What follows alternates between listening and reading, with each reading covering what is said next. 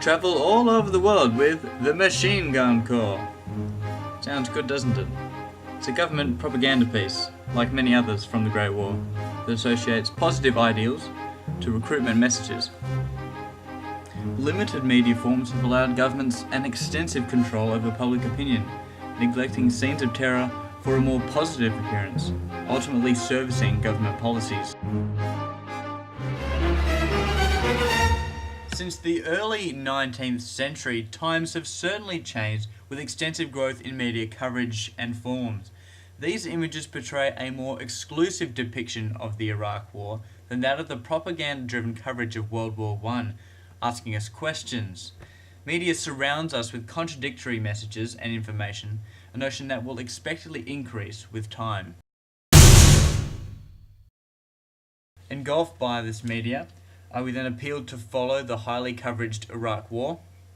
Yeah, it's pretty hard not to. I mean, it gets a fair bit of attention in the mainstream media, on TV and in newspapers and stuff. So yeah, I have been following the coverage of the Iraq War. The understanding here is simple. The modern media environment gauges a more interactive approach to supposedly determine the opinions of the public, ultimately affecting government policy.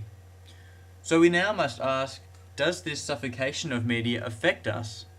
I like to think not. I mean, it's entirely possible that it has. I'm not entirely sure what sort of effect the media has on me, but I do try to read a lot about it sort of outside the more mainstream forms of coverage. I read a lot of blogs, a lot of newspaper articles and editorials from different political perspectives, so I like to think that I try and get all the information about the subject before I make up my mind, because it is a pretty complex topic.